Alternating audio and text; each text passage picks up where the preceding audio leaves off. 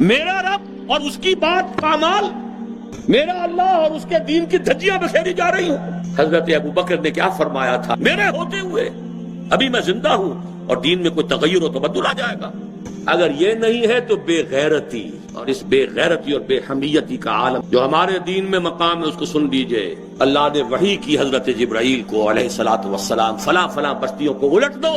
हुजूर फरमाते हैं कि हजरत जिब्राइल ने अर्ज किया, यार अब मैं उस बस्ती को उलट दूं, उसमें तेरा फला बंदा भी है जिसने कभी पलक झपकने जितनी देर भी मासियत में बसर नहीं की। किसी के जाती तकवा के क्या इंतहा है। गवाही देने वाले जिब्राइल हैं, कोई किराए के वकील नहीं है। अल्लाह ने इरशाद फरमाया, इक़लिबहा अलैहि व अलैहिम, उल्टो इस बस्ती को, पहले इस बदबख्त पर फिर दूसरों पर, इसलिए कि इसके चेहरे का रंग कभी मेरी गैरत और हमियत की वजह से मुतगय्यर नहीं हुआ।